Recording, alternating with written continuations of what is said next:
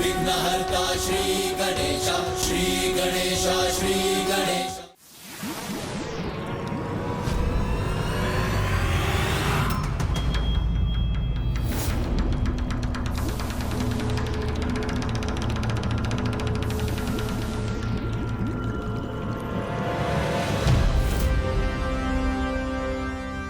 अब तो प्रभु ने हमारी ओर देखा तक नहीं।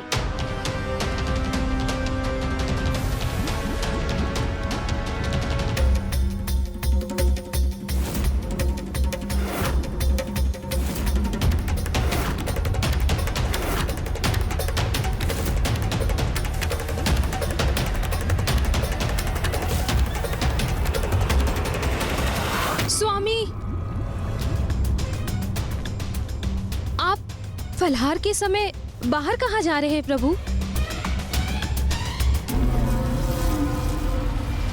मुझे ऐसा आभास हुआ जैसे मुझे कोई अपनी ओर खींच रहा है अथवा मेरी ओर बढ़ रहा है। यहाँ की सुरक्षा को भेद कर प्रभु तक कौन बढ़ सकता है? हमें प्रभु के समक्ष चिंतित नहीं दिखना चाहिए, अन्यथा उन्हें हम पे संदेह हो जाएगा।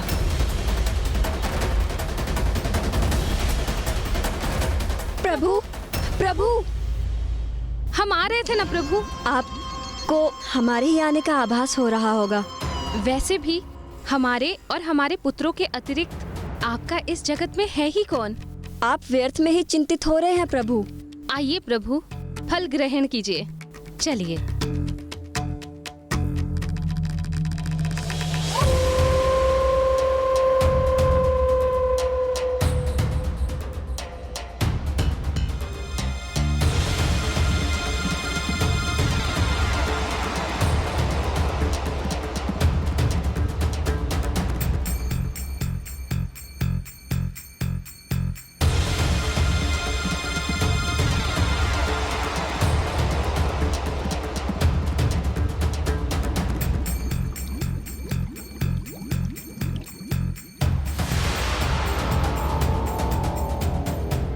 प्रभु के इस चिंताजनक व्यवहार का तो एक ही कारण संभव है। अवश्य ही महादेव उन्हें यहाँ ढूंढते हुए आ रहे हैं, अथवा उन्होंने ही किसी को भेजा है यहाँ पर। तब तो हमने अपने पुत्र को क्रियान्वित करके सर्वथा उचित ही किया है। हमारे पुत्र यहाँ किसी के आगमन को तो रोक सकते हैं, किंतु इन्हें यहाँ से प्रस्थान करने से रोकने के लिए कोई व्यवस्था अवश्य करनी होगी। तब तो हमें प्रभु को ऐसे स्थान पर स्थित करना होगा जहाँ पर किसी का भी आभास उन तक ना पहुँच सके।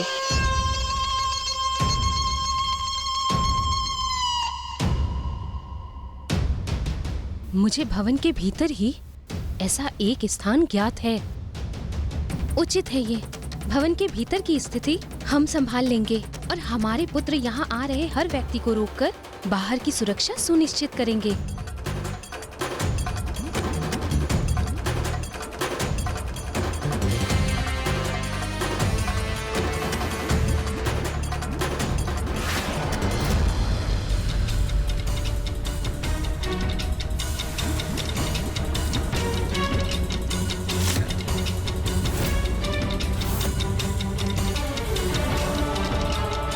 स्वयं यहाँ आने का साहस नहीं किया महादेव ने, एक पशु को भेज दिया।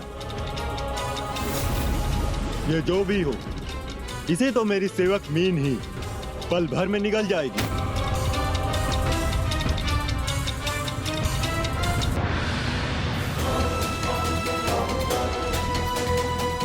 कदाचित मेरे श्री हरिनारायण तक पहुंचने का माध्यम यही अस्त्र है। इससे पूर्व कि ये लुप्त हो जाए, मुझे इसका पीछा कर इसके स्रोत तक शीघ्र पहुंचना होगा।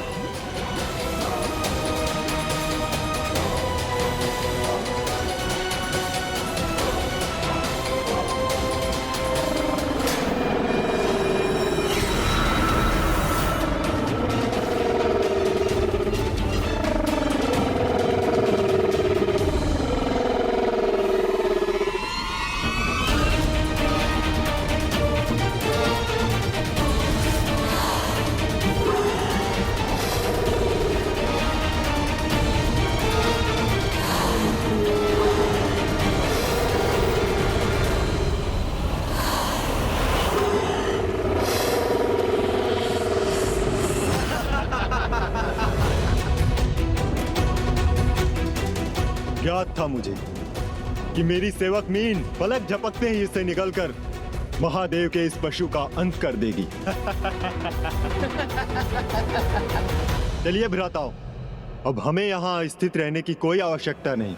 आओ हम चलकर अपनी माताओं को सूचित करें कि उनकी चिंता के कारण को हमने यहाँ पहुँचने से पूर्व ही मिटा दिया।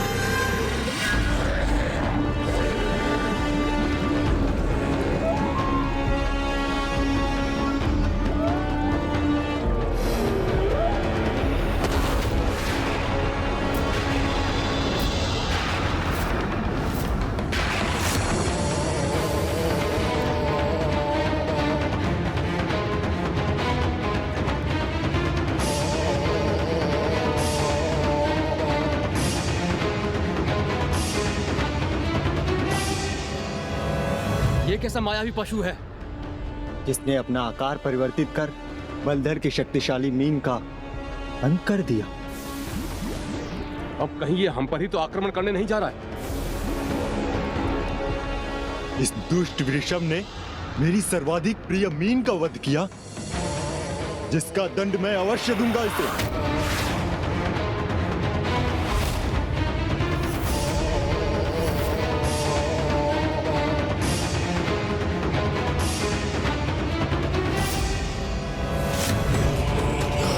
आता बलधर, जब आपका यह भाई यहीं से उसका विनाश कर सकता है तो आपको स्वयं वहां जाने की क्या आवश्यकता? मेरा विश्वास कीजिए भ्राता, अब मैं जो भी करूंगा उसे देखकर आपको अपार आनंद आएगा।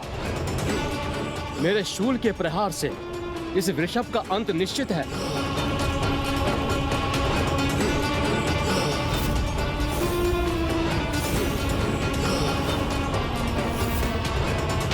अपनी प्रथम पराजय के उपरांत भी उन विष्णु पुत्रों का विवेक जागृत नहीं हुआ और वो प्रभु शिव शंकर शंभु के अवतार से युद्ध करने के लिए प्रस्तुत हो गए। प्रभु के अवधूत अवतार के समय देवराज इंद्र के उदाहरण से ये सीख तो हम प्राप्त कर चुके हैं कि जिन्हें शक्ति और पद का अहंकार हो जाता है, वो उस अहंकार से भ्रमित होकर अपनी वास्तविकता भूल जाते हैं। हाँ गौरी पुत्र, किंतु एक वास्तविकता तो ये भी थी कि नारायण पुत्र शक्ति और साहस में किसी से हीन नहीं थे और उनकी माताओं से प्राप्त अस्त्रों के कारण उनकी शक्ति में और भी वृद्धि हो गई थी और अब वो उस शक्ति का प्रयोग प्रभु ऋषभ के विरुद्ध करने के लिए तत्पर थे।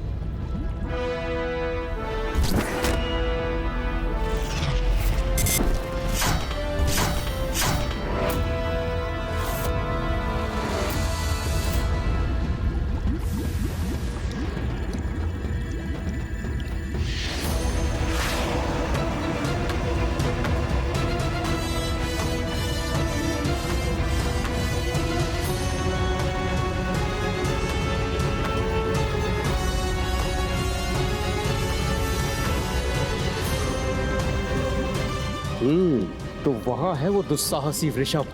अभी मैं अपने शूल इस पर साध कर इसका अंत करूंगा।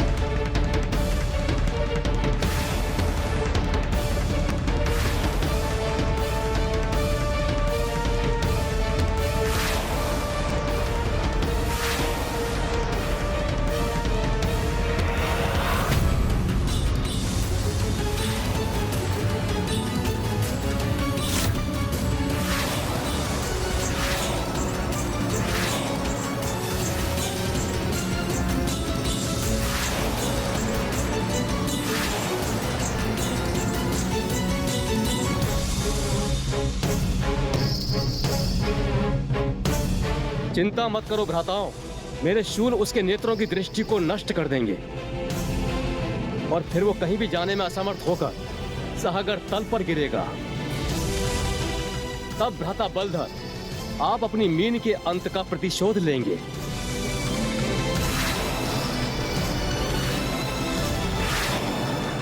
इस विचित्र जीव का अंत तो अब निश्चित है। उचित कहा भ्राता, अब इसके पास अपने बचाव का कोई मार्ग शेष नहीं। यदि मेरे शूल अपने लक्ष्य पर वार करने में सफल हुए तो यह आहत होगा ही, किंतु यदि वैसा ना भी हुआ, मेरे शूल आपस में टकराव उत्पन्न कर ऐसा भीषण विध्वंस करेंगे जिससे ये वृषभ क्षण भर में अपने प्राण त्याग देगा।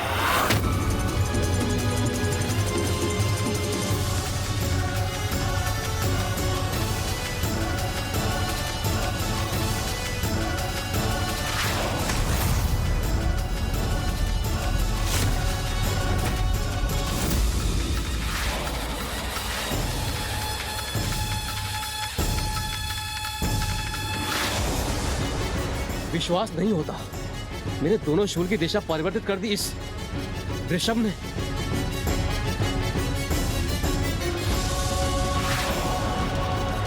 सटीक, ये हमारा वार तो हम ही पे भारी पड़ रहा है। यदि ये दोनों शूल आपस में टकरा गए तो हम में से कोई भी शेष नहीं रहेगा।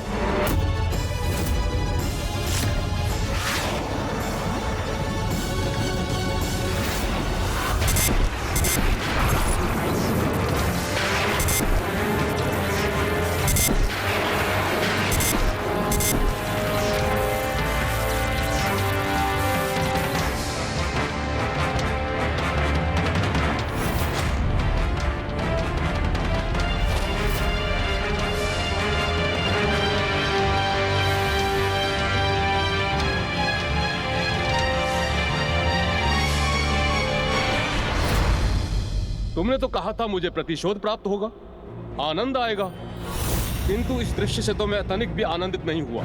अपितु मेरा क्रोध और बढ़ता जा रहा है।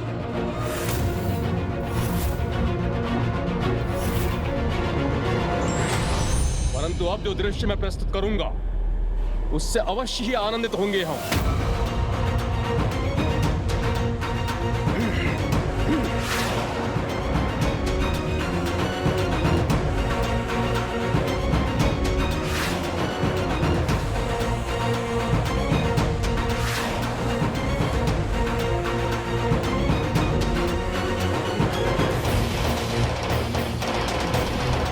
हे नारायण, मैं कहाँ जाऊं? मुझे उचित दिशा निर्देश दे प्रभु। अंतिम अस्त्र का चिन्ह तो लुप्त हो चुका है।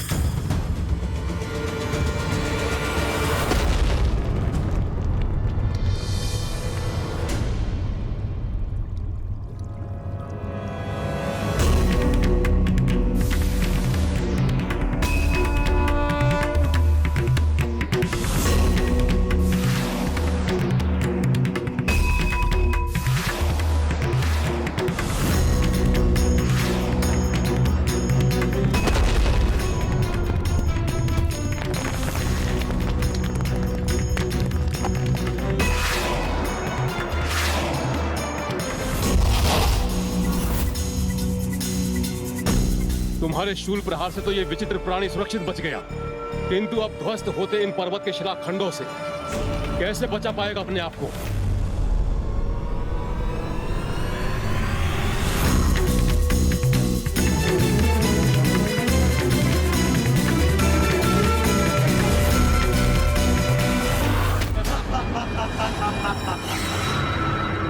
ये तो आपका अति उत्तम वार था भ्राता बलधर।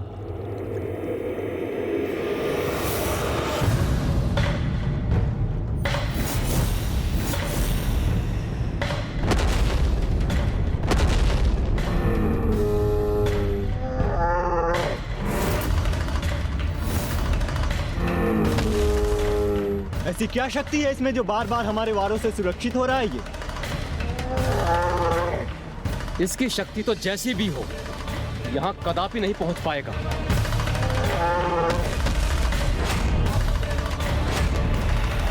कोई मुझे यहाँ पहुंचने से रोकने का प्रयास कर रहा था, अर्थात ये निश्चित है कि श्री हरि नारायण यहीं कहीं इस समुद्र तल के नीचे पाताल में ही स्थित है और पाताल पहुंचने का यही एकमात्र मार्ग दिखाई देता है।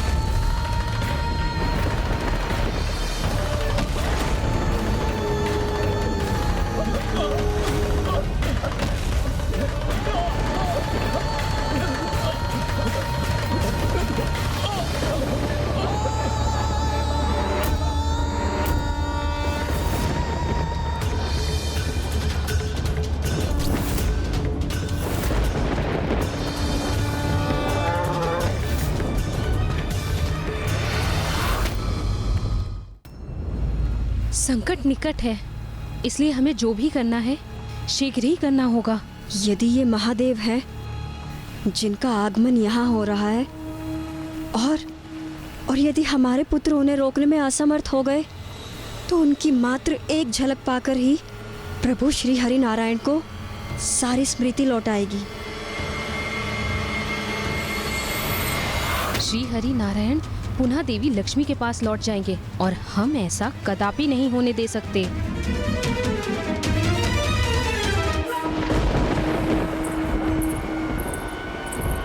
कक्ष सज्ज है, चलिए इन्हें ले चलते हैं।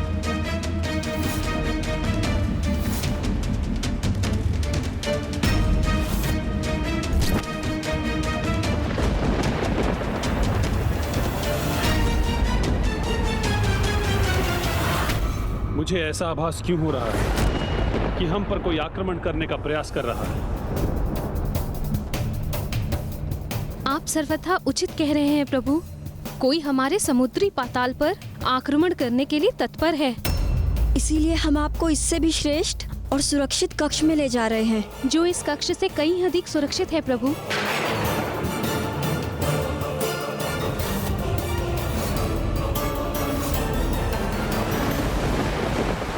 किंतु यदि कोई हम पर आक्रमण कर रहा है तो मुझे उसका सामना करना चाहिए। आपको ऐसा करने की आवश्यकता नहीं प्रभु। हाँ प्रभु, इसकी कोई आवश्यकता नहीं। आपके पराक्रमी पुत्र हमारी रक्षा के लिए तैयार हैं। क्या आपको उनकी शक्ति और साहस पर विश्वास नहीं? अभी तो आपने कहा कि हमारे पुत्र इतने पराक्रमी हैं कि वो किसी भी शक्तिशाली सेना को पराजित कर सकते हैं। मुझे अपने पुत्रों पर पूर्ण विश्वास है, इसीलिए मुझे किसी सुरक्षित कक्ष में जाने की कोई आवश्यकता नहीं।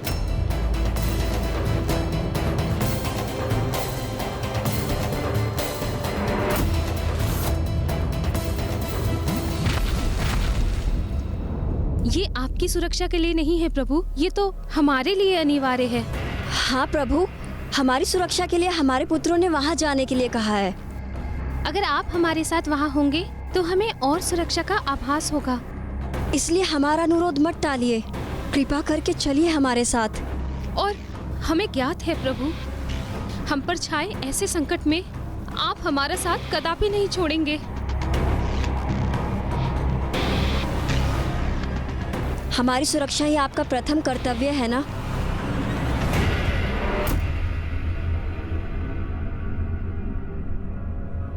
उचित है, आपकी सुरक्षा मेरा प्रथम दायित्व है।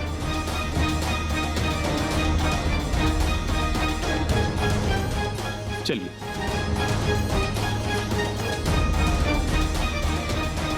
वो पंचसुंदरियां तो प्रभु से वही करवा रही थी जो वो चाहती थी। जैसे मैंने पूर्व में भी कहा था, जो सभी के साथ छल करते हैं, अब पंच सुंदरियां उन्हीं को ही छल रही थीं। प्रभु की प्रत्येक लीला के पीछे कोई ना कोई कारण तो अवश्य होता है, और ये भी उनकी ही लीला का भाग होगा, जिससे संसार को कोई महान सीख प्राप्त हुई होगी। श्री हरि नारायण की लीला का तो ज्ञात नहीं, किंतु मेरे प्रभु शिव शंकर शंभू के पाताल गमन का समय अवश्य आ गया था।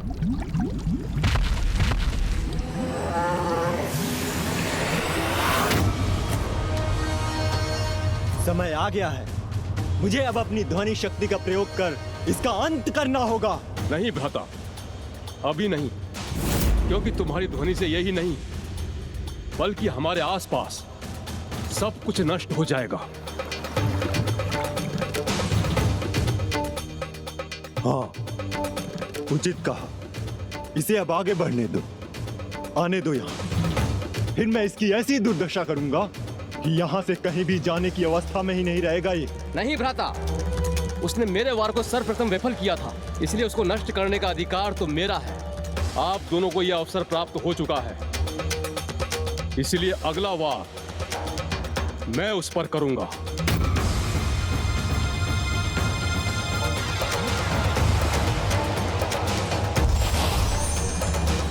मेरे पास एक अन्य सुझाव है।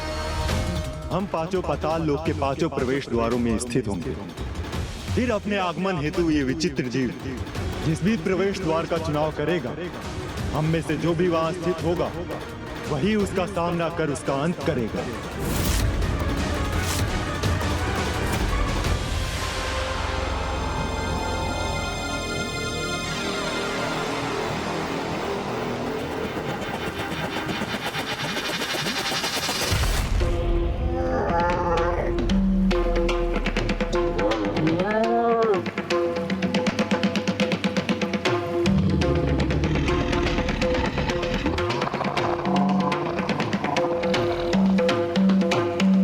यहाँ तो प्रवेश करने के ये 5 द्वार हैं।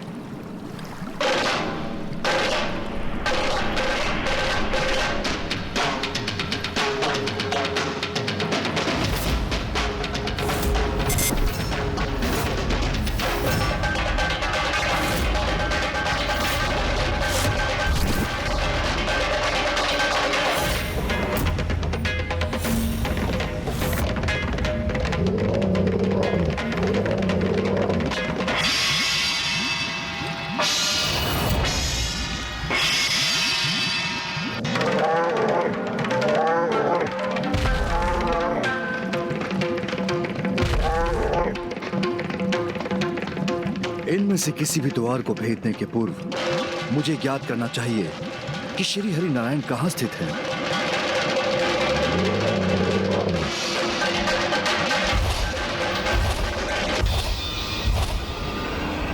उनकी स्थिति का तो आभास हो रहा है मुझे, किंतु वो यहाँ कहाँ है? हे नारायण, आप कहाँ हैं? हे नारायण, आप कहाँ हैं? हे नारायण, आप कहाँ हैं? नारायण, आप कहाँ हैं?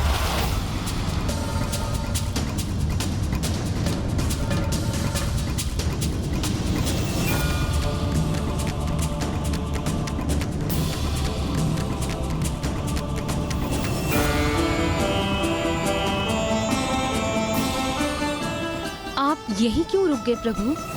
वो गुप्त सुरक्षित कक्ष तो वहाँ है। हाँ, भवन के नीचे, उन सीढ़ियों के अत्यधिक नीचे के स्तर पर। वो मैं स्वामी चलिए, आप पुनः क्यों रुक गए थे स्वामी? मुझे ऐसा आभास हुआ जैसे मुझे किसी ने पीछे से पुकारा हो। प्रभु, भवन के इस भाग में तो के पुत्रों के अतिरिक्त अन्य कोई भी प्रवेश नहीं कर सकता। फिर किसी का स्वर आप तक पहुंचने का तो प्रश्न ही नहीं उठता। और हम जिस नवीन कक्ष में प्रवेश कर रहे हैं प्रभु, वहाँ तो वायु का कण भी हमारी अनुमति से ही प्रवेश कर सकता है। वहाँ किसी भी प्रकार की भारी ध्वनि आप तक नहीं पहुँचेगी, इसलिए आपके अशांत होने का कोई भी कारण शेष ही नहीं रहेगा। किंतु जब हमारे पुत्रों ने हम पर छाए संकट को समाप्त कर ही दिया है और ये भवन का भी कंपित होना समाप्त हो गया है, तो हमें किसी सुरक्षित कक्ष में जाने की आवश्यकता ही क्या है? किंतु हम तब तक तो पूर्ण रूप से निश्चिंत नहीं हो सकते ना प्रभु, जब तक हमारे पुत्र स्वयं आकर हमें आश्वस्त ना कर दे। हाँ प्रभु। और कुछ समय से आप भी अधीर हो रहे हैं। वो एकदम शांत कक्ष है, जहाँ कोई भी बाहरी ध्वनि भीतर नहीं पहुँच सकती। आपका मन भी शांत हो जाएगा। चलिए प्रभु, हम वहीं चलते हैं। कदाचित यही उचित रहेगा। चलिए।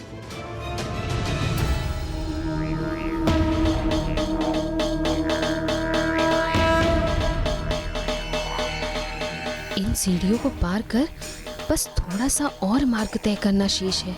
फिर एक बार हम सभी प्रकार से सुरक्षित उस कक्ष में पहुंच गए तो किसी का स्वर तो क्या, किसी के होने का आभास भी नहीं पहुंच सकेगा वहां, क्योंकि उस कक्ष की रचना ही कुछ इस प्रकार से हुई है।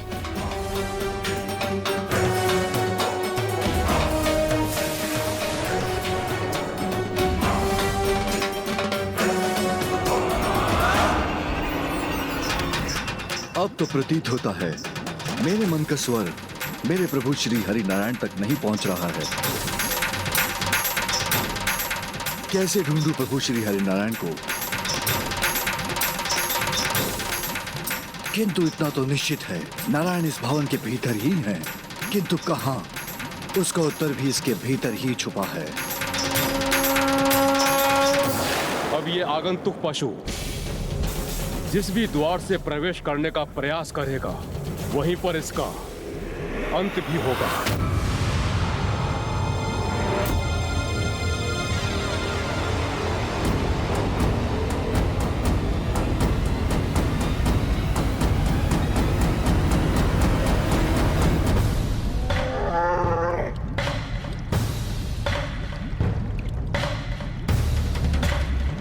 क्या करूं मैं?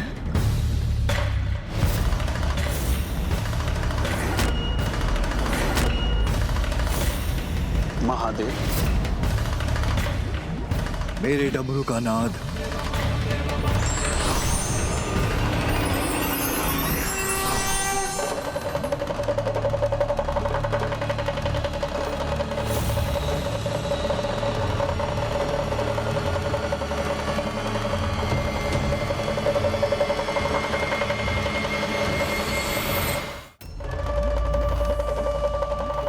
अभी विचित्र पशु क्या कर रहा है? क्या ये इस डमरू से हमारा ध्यान भटकाने का प्रयास कर रहा है? जो भी है, इस विचित्र पशु की क्रीड़ा का आशा समझने में मैं असमर्थ हूं भ्राता हूं। मेरे डमरू की ध्वनि शीघ्र श्री हरि नारायण तक पहुंचेगी और वो स्वयं उत्तर देकर मुझे संकेत देंगे कि वो कहां है।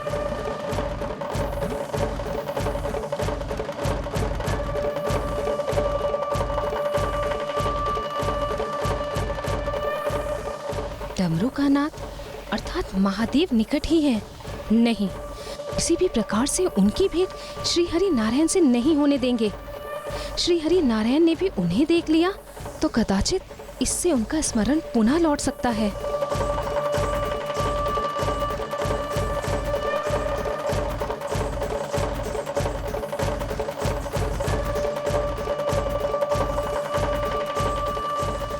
प्रभु, ये विचित्र नाद तो हमें भयभीत कर रहा है।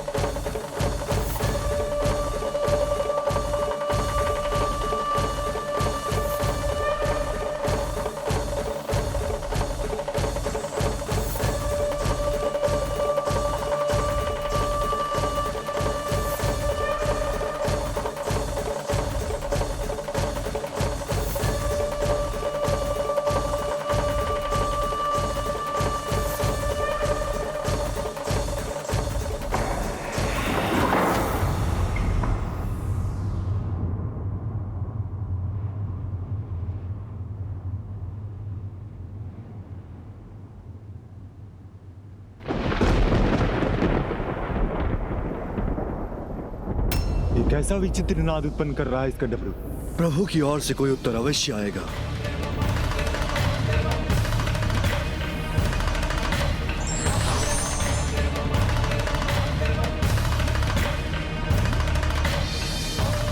मेरे डमरू द्वारा उत्पन्न ध्वनि तरंगों को लौटने पर विवश होना पड़ा, अर्थात नारायण के श्रवण के पूर्व ही बाधित हो गया मेरे डमरू का नाद। किंतु मुझे नारायण के निकट पहुंचने से कोई नहीं रोक सकता।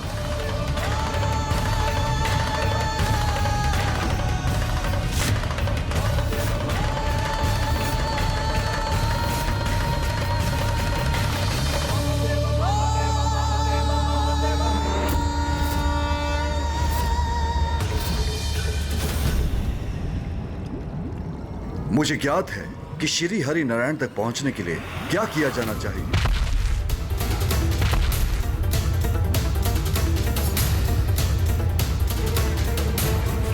ये विचित्र पशु उत्तेजित हो रहा है। अर्थात हम सभी भ्राताओं को और अधिक सावधान हो जाना चाहिए।